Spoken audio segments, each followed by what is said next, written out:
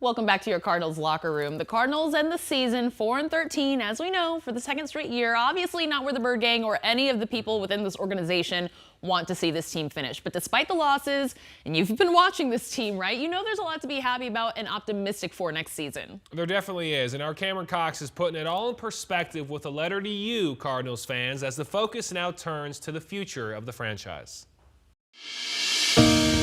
Dear Cardinal fans, that was better than expected, right? End of another tough losing season, and I gotta give you credit for hanging in there. You've seen way too many of these 19 double-digit loss seasons since the team moved to Arizona. 36 seasons in the Valley, the Cardinals have lost 10 or more games in more than half of them. That's not fun, but year in and year out, you make it fun. Loyal like the Bird, passionate like the color red. I know, most of the time this franchise just makes you want to see red, but remember, seeing a Cardinal is supposed to be uplifting.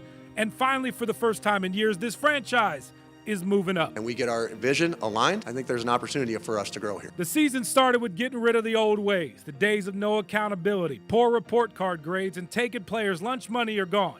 GM Monty Ossenfort quickly setting a new tone in handling business. He's changing the culture and changing the process and the infrastructure and how the organization works. Especially when it comes to the draft. We were ready for it, and we made the right moves, and we did. Let Monty cook is already trending on Twitter a little bit, just so you know that. Oh, my goodness. 11 different rookies starting at least one game this season, and most of Monty's first draft class saw substantial playing time.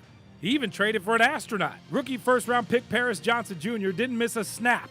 That should have you flippin' excited for the future. Speaking of that future, there's no debate. Greg Dortch should be on this roster next season. James Conner is close to going down as the greatest running back in Cardinals history. Second-year tight end Trey McBride is already in the team record books, setting the single-season mark for most receptions by a tight end. And Matt Prater is the GOAT. Let Prater cook as he bombs one from 55 yards out. And Kyler Murray is their franchise quarterback. I've been convicted since I got here. It's been really impressive to watch Murray come back from the toughest challenge of his football life. When it was time to watch, learn, and study, he did.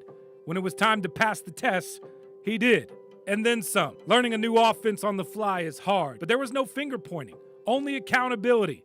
That's what real leaders do. And setting that standard. He was patient. You don't come in mid-season demanding things. You practice, go to work, bump old bad habits, balancing frustrations with real growth.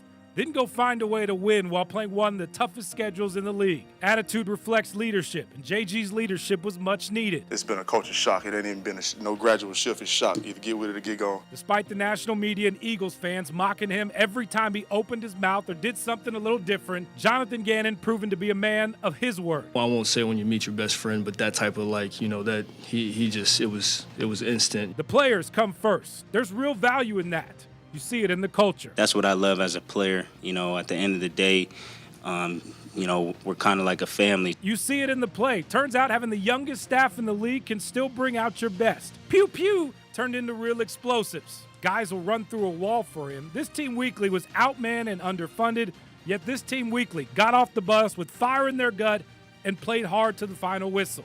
And if you didn't, you were gone. We've all seen bad Cardinal teams phone it in at the end of a losing season. That doesn't fly on this team. Monty and I talk about every person on the roster daily. I know they know that I have their best interest, and hopefully they know that we can make them a better player. Now, I'm not writing this promising the Cardinals have everything to be a playoff team next season.